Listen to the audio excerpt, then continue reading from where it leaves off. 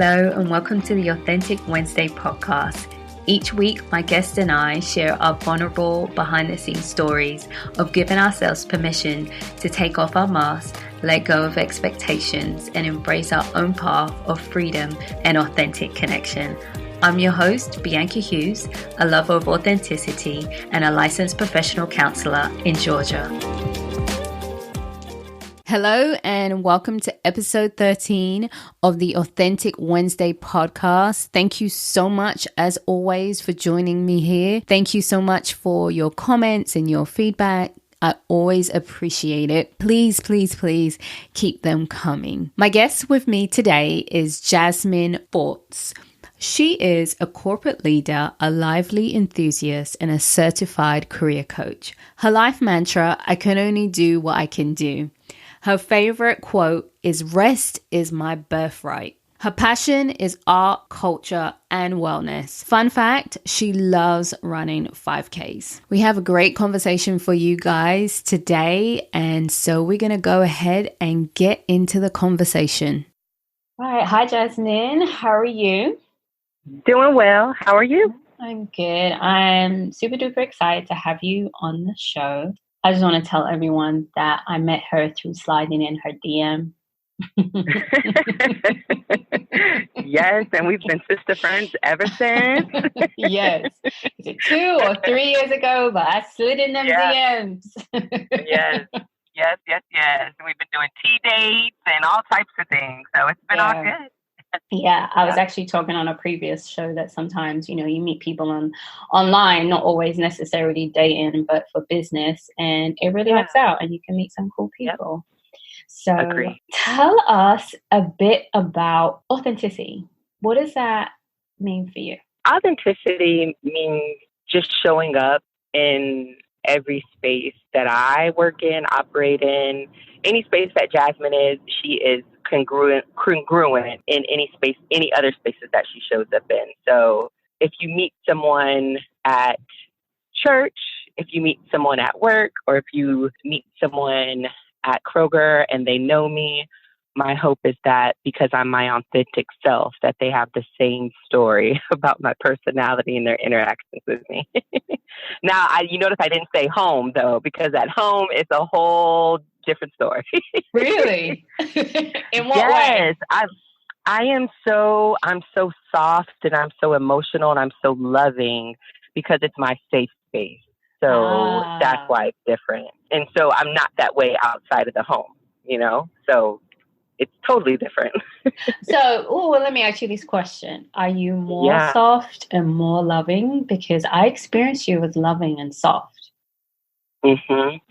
So would you say it's just a different way at home? Is it like more? It's like more. Okay. Yes. It's another degree of it for sure. Mm-hmm. I just want to say, I don't want anyone thinking you're not loving and soft. Well, I appreciate you looking out for me. Oh, that's so cool. Funny. So at home, the safe place is where you can be even more authentic. Mm-hmm. Okay. Yes, it is.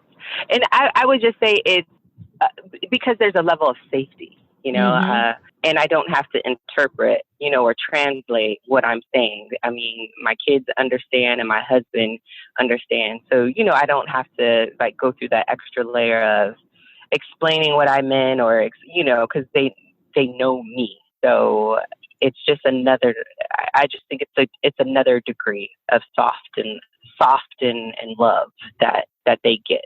Mm-hmm. So have you always been able to be authentic, or has this been a bit of a journey for you? I would say it has been a challenge for me because there's a lot of reasons. Because I grew up in the church, and so there was and my parents were active members, on the leaders in the church and all of that. And so there was a certain level of faith you had to put on as a minister's kid or, whatever. And so, growing up, I knew, you had to be prim and proper and put on that whole show.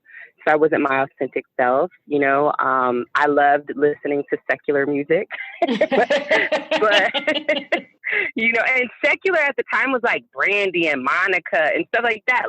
That is child's play nowadays compared to what my kids are subject to on the radio. But, you know, it was just a certain level of things that I liked that I couldn't do. And then as a teenager, it was the same thing. And as a young woman, you know, there was a lot of embarrassment for me having Jada out of wedlock and having to drop out of college.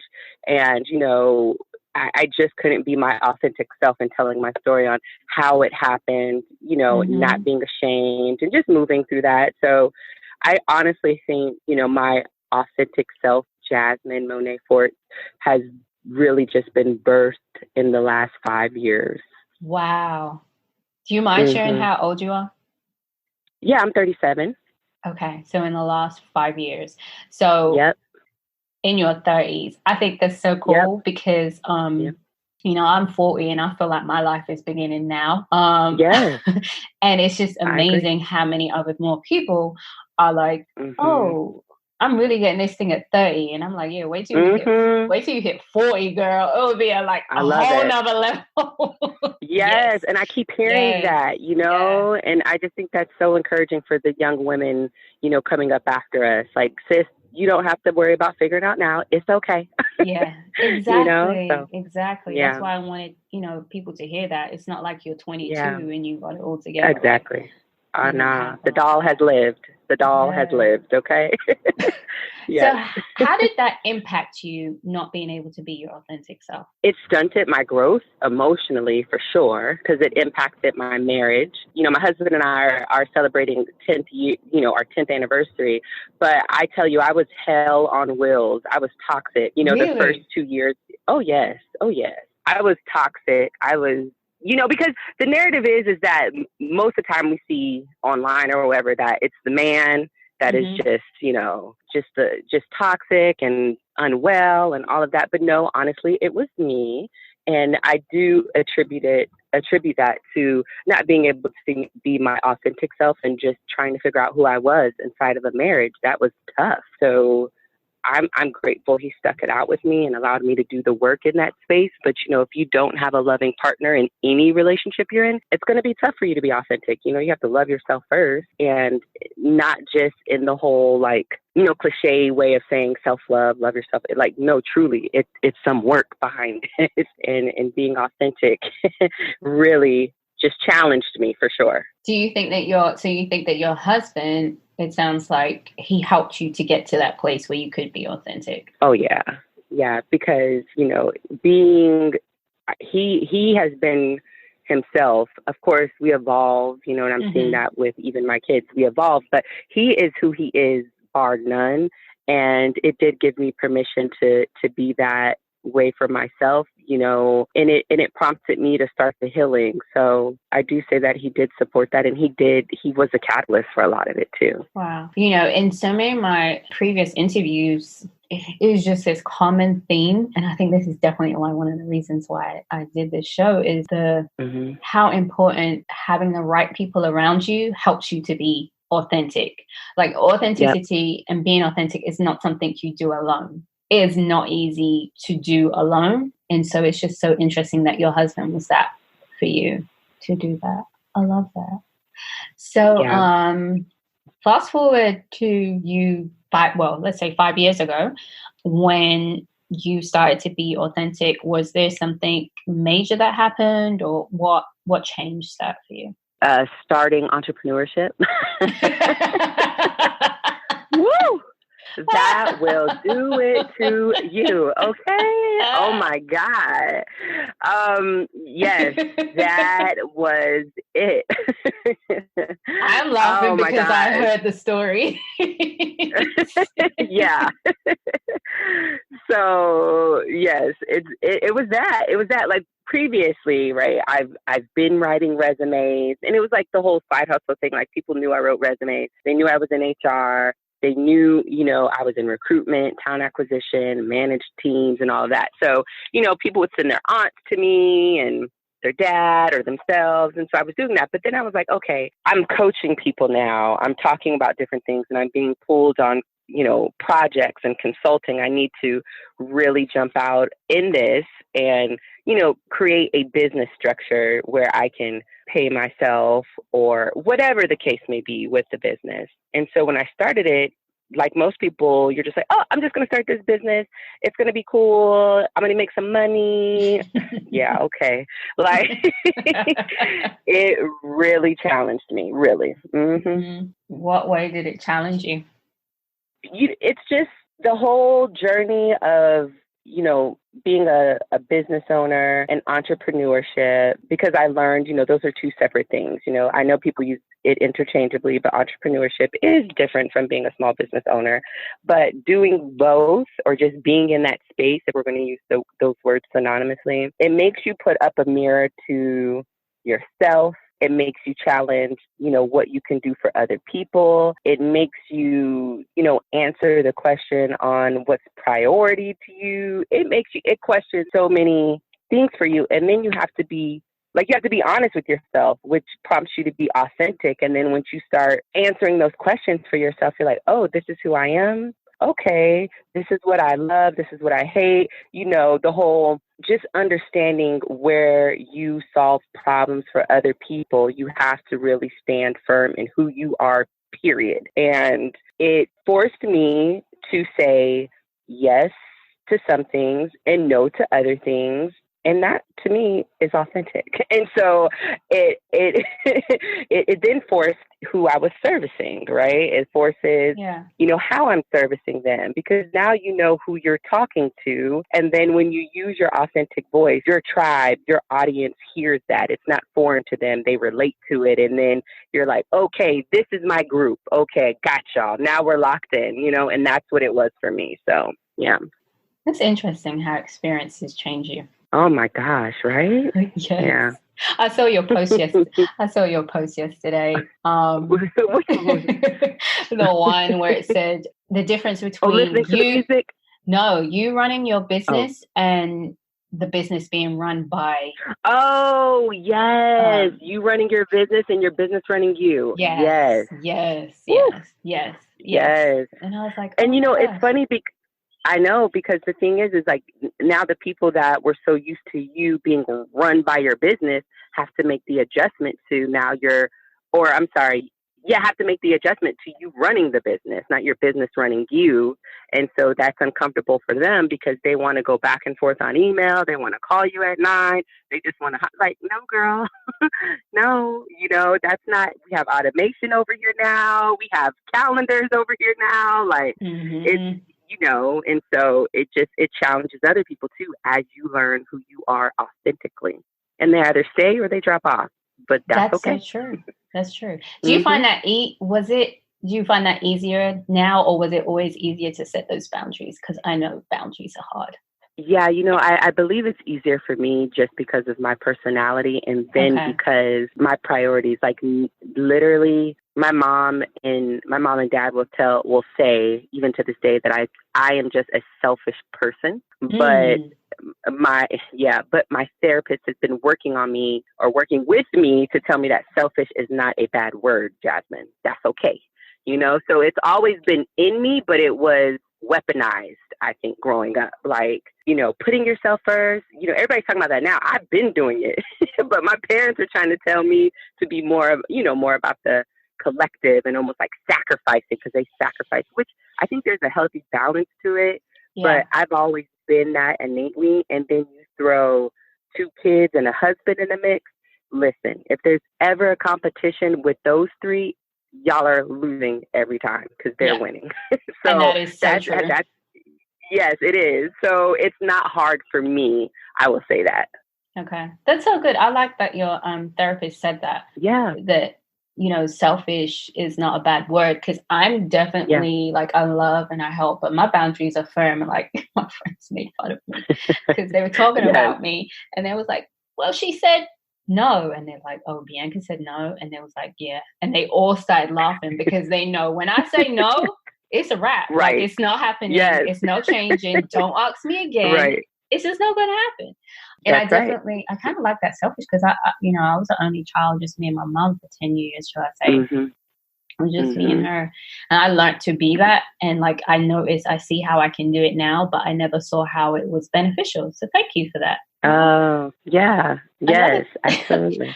I know another thing that you've been sharing is that your therapist has been encouraging you to take care of Jasmin and go on solo dates. Can you tell us a bit more about that? Yeah, absolutely. Like I've been doing a lot of solo dates, really just starting this year because I mean, I'm always, or it felt like I was always with my kids or my husband, or I was doing a workshop somewhere, or I was with my girlfriends, and I wasn't dating myself. Like I wasn't giving myself an opportunity to love myself and like, you know, enjoy the fullness of my own laugh and, you know, just talk to myself, enjoy. So that was part of the whole complimenting the self-love. You know, when you love something, you spend time with it. And so I needed to do that for myself, you know, and that was my homework. And at first it was a little uncomfortable because I didn't know how to relax and I didn't know that about myself. And so it has been a great practice for me to learn how to relax. And also, I just feel like I know me better and I enjoy my own company a lot better too. A lot better. Wow.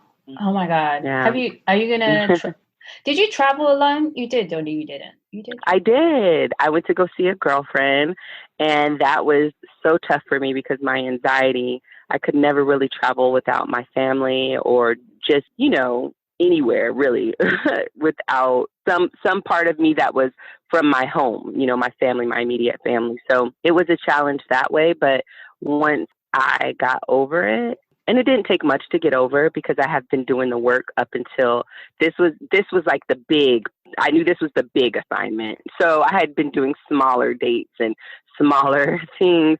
And so I was like, okay, I'm graduated to this. I can book the plane ticket by myself. I can, you know, go on this weekend.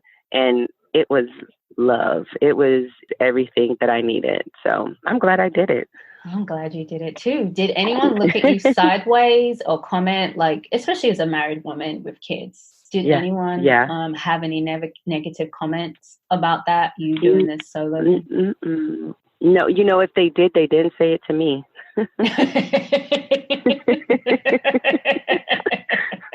You know, they might have, but my immediate family was very supportive. That's so good. That's so good. Yeah. Oh my God. I'm so glad. So we met. So I met Jasmin, like I said, I slid into her DMs because I was just trying to meet and connect with people. Just as a therapist, I always want to have great referrals, and she's amazing referral for those doing resume and stuff like that. Yeah. And you had this idea, a sister siesta. Can you tell us about the heart behind Sister Siesta? So it started out at, like, when we first met, it was prompted by just a lot of the unwellness that I was experiencing, you know, in my office by myself and talking with other Black women in my office at that time or during that season. It was just so many optics of Black bodies being murdered, and on social media, you could not open up your Instagram without seeing just death and destruction on the community or people that look like you. And just the news is just so negative. And we're expected to bring our whole self to work, but it's hard as a person of color because you're expected not to speak about these things, or like these things don't impact you. But no, I mean, before I walk in this place, are you kidding me? The news is just, it's all over the place. You're worried about your son, your daughter. I mean, it was just a mess. So noticing that I wasn't the only one experiencing this, I didn't want to suffer in silence. And I also wanted to create a space of wellness and rest for Black women in particular, women of color. And I wanted to be specific to that because there aren't spaces where we can freely talk about microaggressions, freely talk about workplace violence, freely talk about just the mental anguish and rest that we desperately need, whether we're working a job, wearing all these different hats, and dealing with the anxiety of it all. So I did want a space where there was practical advice, and then also professionals like yourself that could help these ladies, even outside of Sister Siesta, so they knew, even if it wasn't here, Bianca is here to either help you or get you the help you need. Again, this is not therapy. This is, like you say, it's not a substitute for therapy or anything like that. It is a support group and for us to discuss these different things. And so that was really the brainchild or the thought for Sister Siesta, but it has since taken off and it's developing so many things in ways that I am just so happy about. Yeah, I'm extremely happy. And honestly, I'm just happy to see us having a conversation, not just as like mothers or wives, but women who work, women, like whether it's a 9 to 5 or a business or whatever, rest is our birthright, but we don't take a hold of that, and since the beginning of history, everybody else's self-care and wellness was wrapped up in the Black woman taking care of their home. We went into other people's homes to take care of their kitchens and their kids, but who has done that for us? And so I wanted Siesta to be just that. It needs to be a siesta for sisters. And it is exactly that. Oh my God. Yes. I just, if you're a Black woman and you're in Atlanta, you can come and experience it. But just the power, the love, the connection. I'm a lover of groups, Group therapy is actually like my favorite thing. So it is because I always like the universality that we're not alone. And when you start, one person starts and then the other person starts, you're like, oh, I'm not crazy. Oh, I'm not the only one who experiences this. Oh, we can talk about this. And we just talk about everything. Of course, my favorite topic is when we talk about moms and daughters. Yeah. Oh, my God. Favorite. That's a lot. It's loaded. I feel like I need to do a whole podcast on that one. Yes, you do. So it really is a great space. So I always say thank you for including me and being brave to step out and do that, because it has evolved. And it's what is it evolving to now? Do you want to share that? Yeah, I can, definitely. So it's basically evolving into a community. The community is called Real Professionals Rest, and the programming under that umbrella is Sister Siesta.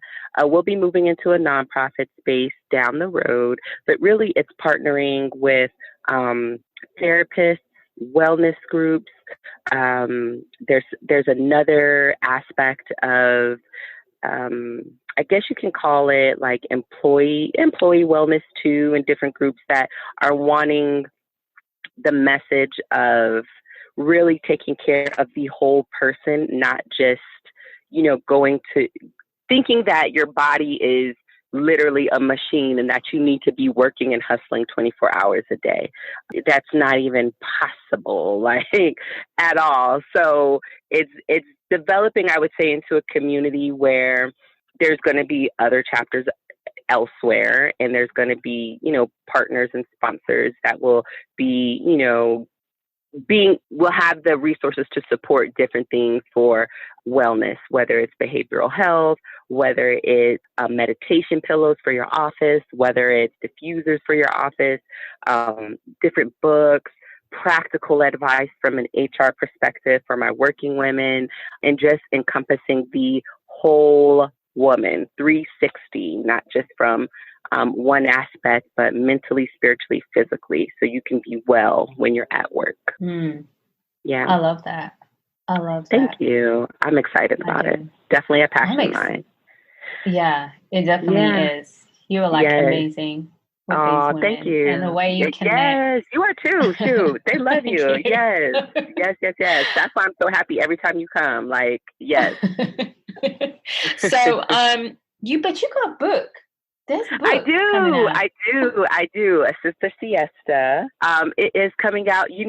I've been sitting on it. It's one of those things because I don't want to consider, like, I'm not considering myself like an author, like, and all of that, but I guess I am, right? Since I wrote this book. Yes. So I just want to make sure, and it's not like a perfection thing. It's really just, how will this service the women the way that can really help? And so I want to make sure, like, the HR practice that I have in the book makes sense, that it ties into the vignettes that are in there. And then there's a few more interviews that I think I want to include. Right now, the book is finished. Like, all I need to do is just have it produced and everything. But there's two other women in the workplace, corporate space, that I would like to include, like maybe a foreword from, that I really admire. So I'm trying to get that done. But then, because I am rooted in rest and wellness, I'm not rushing it. I'm not pushing it. I'm just letting it flow organically. Of course, I have an ETA when I want this to come out, but like everything else, it's going to happen when it's supposed to happen. So Girl, I'm excited for it. And it's right. Okay. So I'm excited for it to come, but it's coming soon. I'll say that. Yeah. And I'm not even asking you to pressure, because I totally feel you. Like I mentioned I know at the beginning. Yeah. Like when this podcast was originally meant to come out based on my date, and I was like, well, I guess it's not happening. So I was like, it's coming out. And like, when? Right. I don't know, but it's coming out. When it's coming. Yeah, it's coming though. Yeah. I'm having the labor pains. I know that, but it's like, yeah. Because I think when you experience, I love what you said, like, rest is our birthright. Like that is so, so powerful. And I think that once you grasp a hold, for those who are having a hard time with resting, because I still have struggled to rest. But once you grab a hold of that, and once you practice it, like you're not trying to share it with anyone. You're not giving it up. Oh yeah. And I feel like that's what's happened a lot, with you, even with me, and doing this sister siesta. It's like, and for the women, they're like, oh, I can rest. Oh, yeah. Oh, I can do that. I can put myself right. So it's like, I feel like once you're on that, oh, this is what rest really looks like, and experience it, you're not trading it in for a book or exactly. Out. Amen. Yeah, we're not trying to kill ourselves doing it. We've done that for too long. Exactly. Like we've done that for way too long. Oh yeah. Yes, I love Absolutely. it. So just thank you so much for being on this show and just sharing your wonderful story. I can talk to Jasmin. I can talk to you forever, but I know. We're not at the coffee shop at Chattahoochee, so we're not by the river. There. Right. We're not by the river. Otherwise, we'd still be talking, right? We'd still be talking. Carry on. But we have to wrap up. But I do want people to know, where can they find you? How can they shower you with love and appreciation? What's the best way to get hold of you? The best way to get a hold of me on all platforms is at Jobbing with Jazz, and that's JOBBING with WITH, Jazz, JAS. And then, of course, if you want to follow a Sister Siesta, the link is in the bio of Jobbing with Jazz, because if I spell that, it will get all the S's and all that. It confuses people. So. Well, I'll put it in the show notes as well. Okay. I'll put the link for Perfect. Yeah. Perfect. Yeah. So that's it's pretty simple. That's how you can reach me. And I'm always open to love, always open to it. So, yes. And one thing you didn't mention, because you're not there as much, is you do have the co-work. You still have the co-working space? I do. But actually, we are subleasing to a chiropractor, and we are moving into a house. It's going to be the Siesta House. So more on that soon, but we're excited about it. It's going to be. That sounds exciting. Yeah, it's pretty dope. It's akin to the Wellness House in New York, if you're familiar with. So it's space for like yoga, teaching, sisterhood. There's a garden, all of that. So we're really excited about it. So that's what we'll be doing. Sounds beautiful. Okay. Yeah. That sounds wonderful. And do you have any books or resources that you want to share that's helped you in this journey to authenticity and just kind of finding you? If it's books or podcasts or anything like that? Yeah. The most recent book would be More Than Enough by Elaine Welteroth. That has been amazing. Yes. I'm trying to think. There's The Year of Yes, of course, and by Shonda Rhimes. There's another book but it's more of a devotional. It's more of a devotional. And I can't remember exactly what it's called. It's on my nightstand. I can't believe I can't remember it. But yeah, those three things for sure. And one of my favorite podcasts, I'm sure yours will be one of my favorites, right? But the one that I always listen to is, of course, I can't remember now. Oh my God. Of course, when you're put I on the listen spot. of course, right? Oh my gosh. It's the one with, what's it about? Basically, their tagline is, because who in the hell wants a musty brain? So it's mental wellness. And I cannot. I'll find it. I'll find it and put it in the show notes. Yeah. Okay. So that, I was just listening to them and I can't. But yeah, that's like one of my favorite podcasts that I listen to, and it comes on every Thursday. So The Friend Zone. So cool. The Friend Zone. The Friend Zone. There you go. Yep. There you go. Yep. Cool. Yep. Well, thank you so those are the so resources. much. Yes, absolutely. Okay. Well, thank you for coming on to the Authentic Wednesday podcast. It was a pleasure having you. Thank you so much. If you connected with what you just heard, please subscribe, rate, and review the podcast. You can stay connected by following our Instagram, Authentic Wednesday Podcast, and visiting our website, authenticwednesday.com. Remember, authenticity is a journey, not a destination.